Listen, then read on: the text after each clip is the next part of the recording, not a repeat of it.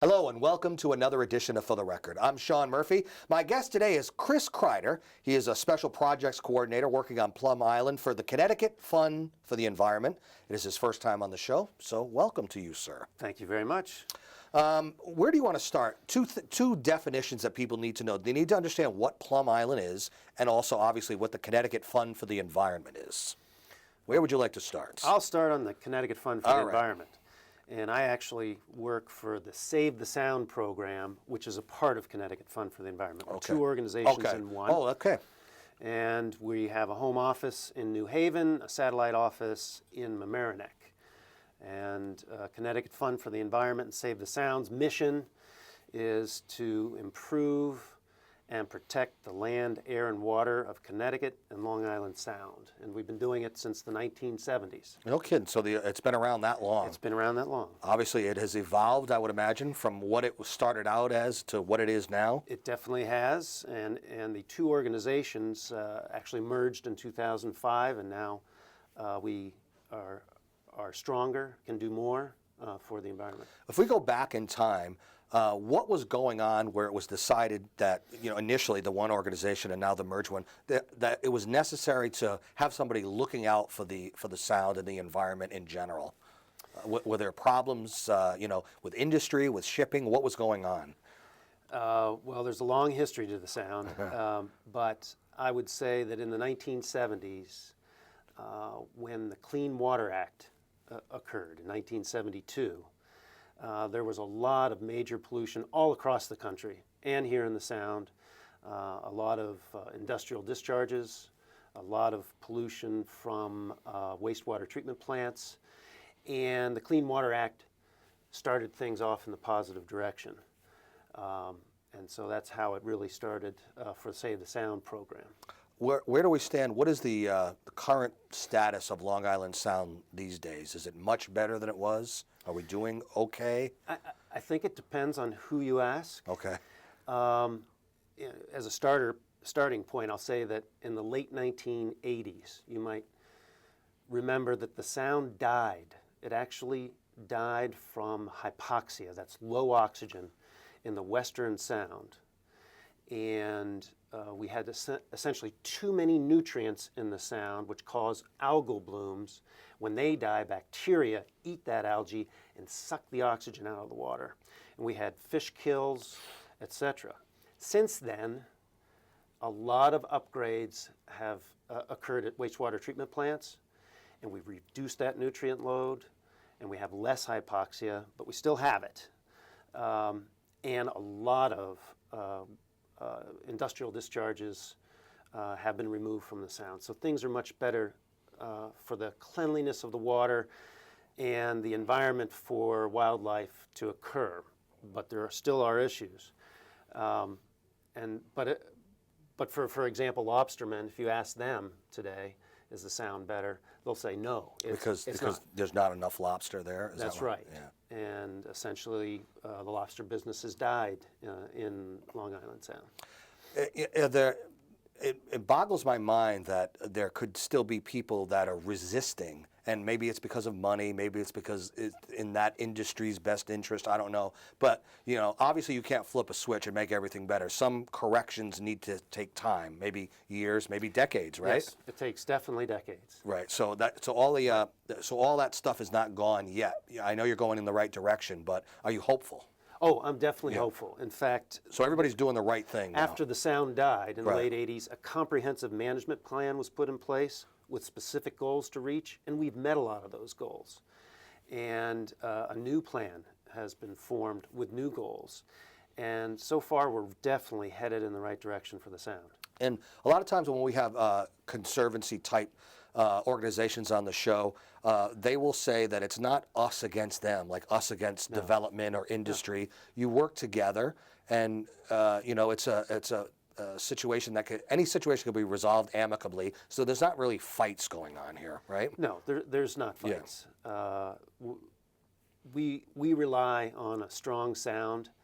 A healthy Sound. There are many businesses in and around the Sound that rely on a healthy Sound. Right. And so today the businesses and not-for-profits like Save the Sound and others work together. Another thing that's big with a lot of the organizations that come on, whenever you're talking about a waterway, a sound, a bay, there's no such thing as state borders. So if you're watching in Rhode Island or Connecticut, everything is interconnected. Everything is, what's one state's problem is another state's problem if they're right next to each other. There is no such thing as boundaries, right? You said it absolutely perfectly. And so we're going to talk a little bit about Plum Island. Yeah. Plum Island is actually at the nexus of Long Island Sound, the Peconic Bay in New York, and Block Island Sound, and then out to the Atlantic Ocean. And all those waters mix, Yeah. and there are no boundaries. Right. It's coming every direction that could right. claim it, right? That's right. So people may have heard of Plum Island. They may have heard stories of Plum Island because Plum Island is a great conversation about conspiracy theories too, Yes, which we can that's right. we can touch on. But for the most part, what is Plum Island? What is its purpose? That man has decided to make it. I know that you want to conserve Yeah. and not let it basically just kind of be developed for non-conserving reasons, I guess. Yeah. A better, proper definition of that. Well, Plum Island is located right off the tip of the North Fork of Long Island, only about 9 miles from New London. And you can see it. You right? can see it. Yeah. Definitely. You can see it from the Thames River, and it's only a few more miles to Rhode Island. It is an 850-acre island right at the entrance to the Sound, and so there's turbulent waters there. And on the island, this 850-acre island, is the nation's Foreign Animal Disease Research Center, known as the Plum Island Animal Disease Research Center. And then there are the remains of Fort Terry that was built in 1897.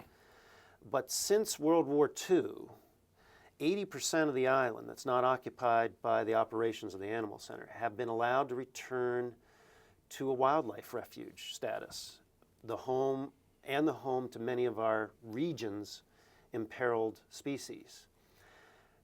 But what's happening is that Plum Island is up for sale to the highest competitive bidder. Who's selling it? The state? The federal government. Okay. Federal government owns it. It's operated by the Department of Homeland Security.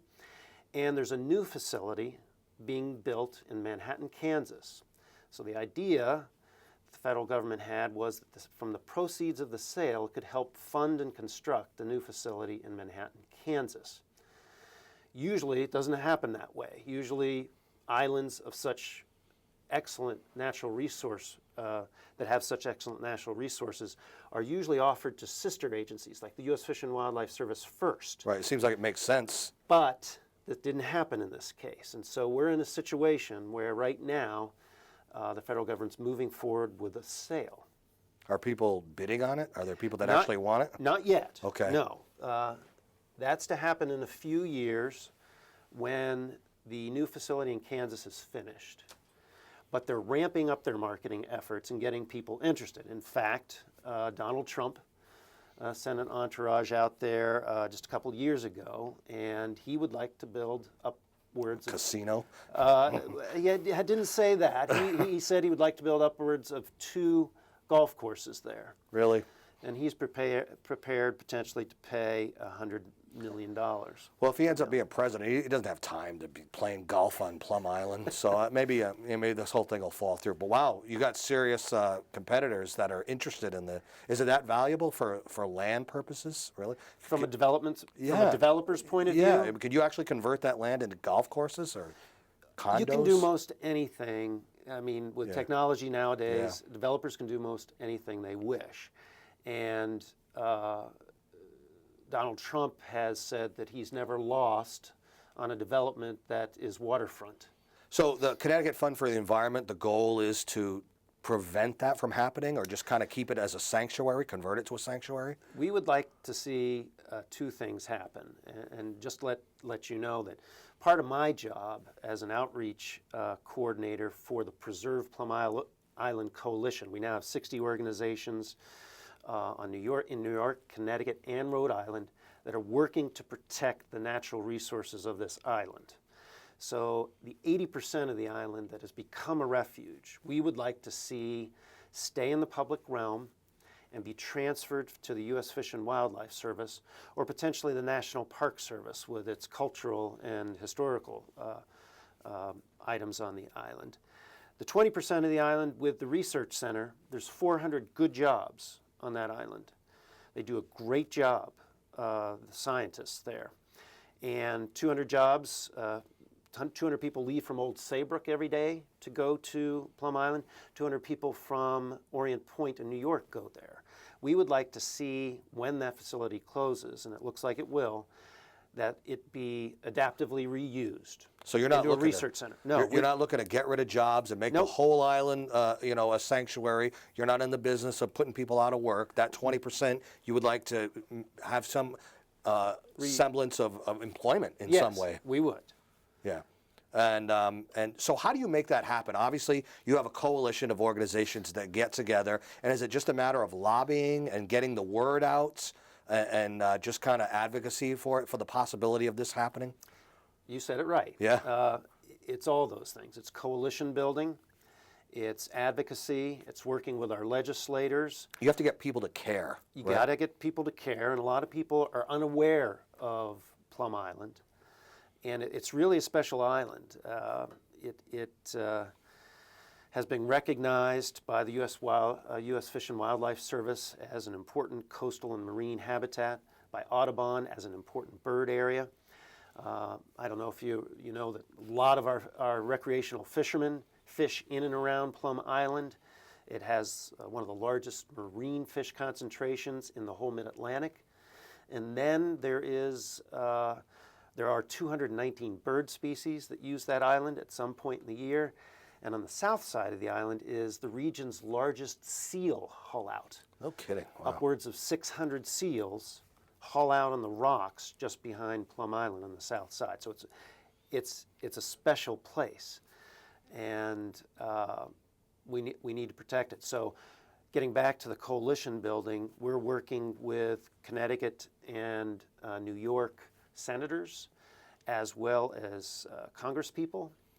They're working on 2 bills to try to change the law that was instituted back in 2009 that required the sale of Plum Island. At least they believed the law required them to sell the entirety of Plum Island to help fund the new facility in Kansas. They have 2 bills in to try to decouple the sale of Plum Island from the construction of NBAF and essentially repeal that law. So we're working with our legislators, trying to get people to care, and I think this fall in particular will be a very important time for people to act. If someone like Donald Trump buys the island, he gets the whole island, so in essence he could kind of do away with the sanctuary there? Well, it gets more complicated a little bit. The town of Southold, which is in New York, and this is town of Southold has jurisdiction over Plum Island, Great Gull Island, Little Gull Island, and Fisher's Island. And those are the smaller islands around Plum Island. That's right. Yeah. Today they don't have jurisdiction over Plum Island, but they would if it moved into private hands. Well, they proactively put in new zoning for the island. Ah. And so the 80% that's considered very important ecologically is in a conservation zone. 20%, where the animal disease center is in a research zone. So any developer would have to comply with the new zoning. Which means they wouldn't get the whole island. They potentially wouldn't get the whole island, but the new zoning in and of itself is not an entire safety net, because we've seen people like Donald and other developers with big pockets, a lot of money, outlast small towns, sue small towns, get zoning changed. You get the with right efforts politicians over in there. time. And the leadership that's in Southold now is excellent, who's moved forward with this zoning. But who knows about future administrations? And developers have been known Right. to outlast small towns. But you're hopeful that these the leaders that are in place there now favor some kind of conservation, They do. maybe not. Oh, yes. Yeah. Entirely. Excellent. And so we're trying to get these bills passed. Of course, it is tough with what some people think to be a non-functioning Congress, and that's why we need as many people to get involved as we can. And I've been, for the last 8 months, giving presentations in Connecticut, Rhode Island, and in New York, building our coalition, getting people to sign on to petitions, etc. And it's growing. People are now beginning to understand the importance of Plum Island and why we need to protect this gem in this highly developed area that we have. Perfect opportunity to take a break. Why don't you give out the website for people to go and learn more about this? Sure. There's 2 websites. One is preserveplumisland.org, where you can get the latest on what's happening with Plum Island. And then you can also follow Save the Sound. It's savethesound.org. We're leading the legal battle and coordinating the coalition. So you can also go to that website. Chris Kreider is my guest. I'm Sean Murphy. This is For the Record. We'll take a short break and come right back. Stay with us.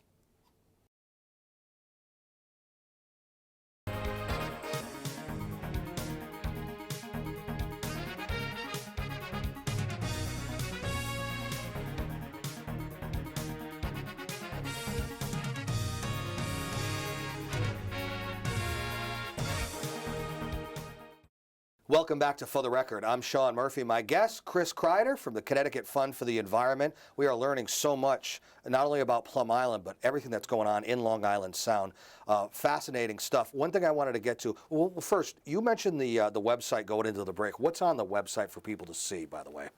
On the Preserve Plum Island website, there is really all the details about the wildlife that is on the island and around the island. There is also history of our coalition's work, which started actually in 2010. And so there's also a way that you can contact your legislators and some examples of language that you can use. And so there's a lot of information on that site. And Save the Sound's website goes into a lot of detail about our legal work and the coalition's work, working with our legislators. You know, every summer I try to take a trip to Block Island when I can, and there's a big preserve there. And you seem to, without even trying, you'll learn a lot about it. What is it about the islands in this area that are just perfect for preservational areas on there? What is it about it? Well, if I can, let me concentrate on Plum Island, Great Gull Island, which is right next door. Yeah. And then Little Gull Island. I want to know about the health of those islands since they're right there too. Sure, yeah. Sure. And then there's Fisher's Island. Right. This island chain was formed 22,000 years ago when the last glacier receded. It stopped a little while and left boulders and sediment, creating this chain. And this chain works together ecologically. So removing a link in that chain suffers the entire chain. So we need to protect Plum Island. So on Great Gull Island, for example, last year, 1,300 pairs of endangered roseate terns bred there. 9,000 pairs of common terns bred there on this 17-acre island that is run by the Natural History Museum. And a lady there, Helen Hayes, has been studying terns since 1969. For roseate terns, it's the #1 important breeding place in the entire Western Hemisphere. Wow. Right 9 miles from here. Yeah. For common terns, it is the most important place in the world. Wow. And so when they're raising their fledglings, the terns use the entire chain system. They take their fledglings over to Plum Island. Right. And the boulders and marine areas around Plum Island to fish, to raise their fledglings for shelter. And so it's very unique. Little Gull Island, which is only an acre. Is that the one that has the lighthouse on it? That's the one that has the lighthouse on it. Is also a home for seals, as well as some birds that breed there. But I'd like to tell you the story of Little Gull Island. Please. As it relates to Plum Island. In 2012, Little Gull Island, with its lighthouse, were determined to be government surplus property. And so it was sold to the highest competitive bidder, and it ironically happened to be a gentleman named Mr. Plum in Connecticut. No relation. Right. He bought the island at the highest bid for $381,000. That's a huge price, isn't it? The largest amount of money received for 1 acre of land Wow. in the General Services Administration's history. Interestingly enough, the New London Maritime Society also placed a bid for $100,000. And this bidding system is rigged to really benefit private developers, because not-for-profits like the New London Maritime Society can only bid at market value. So we're at a disadvantage. So the same type of thing could happen to Plum Island. Right. So again, we're talking about money stepping in and, depending on how you look at it, interfering, or if someone who's pro-development might think that, it's American democracy at work, capitalism at work, right? Yeah, that's right. Some people could think that, but overwhelmingly, in the presentations that I've done in the region, people want to see the 80% of the island that's become a refuge conserved. Right. They want to see that the jobs are retained on the island as best as possible, and we're for that. Right. They also want the contamination on the island cleaned up, that is known and unknown. And for those on Long Island, they want, at the tip of Long Island, they want to make sure that the character of their towns are maintained. Any new development on Plum Island would bring a lot of traffic to the small town atmosphere at the tip of Long Island. So that's it in a nutshell. One thing I found interesting, how fragile this whole situation is. For example, you got some zoning rules changed Yes. to benefit the conservation that you needed and wanted there. But in the process, because of that, it actually sort of downgraded the value of the whole island in general. Well, this is an important piece of this puzzle, and two things have happened. So you're right. The town of South Hold's new zoning brought the value down. The federal government thought it might, back in the early 2000s, get $1 billion for Plum Island, this 850-acre island, to help pay for the new facility in Kansas. Well, the zoning has changed that. There's not been an appraisal done, but we think it might be worth about $30 million, a lot less than $1 billion. Yeah. Meanwhile, the facility in Kansas, which was approximately $600 million initially, has gone to $1.3 billion. Cost overruns, huh? Well, yes. They hadn't designed the building to withstand Cat 5 tornadoes in our tornado alley. They plopped right down there.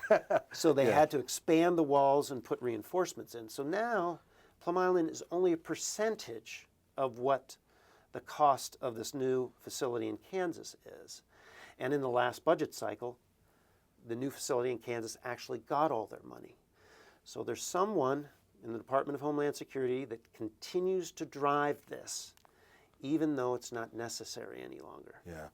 All right. As we are almost out of time, I just want to ask you, in layman's terms, so people can understand, if they care about the environment, if they care about Plum Island, if they care about Long Island, and they want to help or be active in helping to save it, what can they do?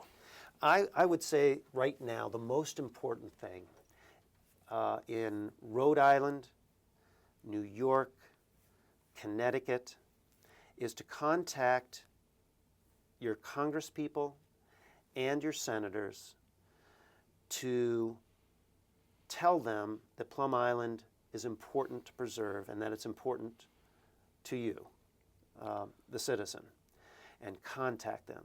The most important thing is writing a letter. Writing a letter and not an email. Right. Although you can do email and sign petitions. Print it out. But a letter Yeah. still has a lot of influence and a lot of weight. Because you took the time to sit down Yes. and pen that letter, and you care about something, and Yes. your local politician should realize that and take action. That's right. The next thing I would say is go to the preserveplumisland.org website and sign up for our action alerts and newsletters.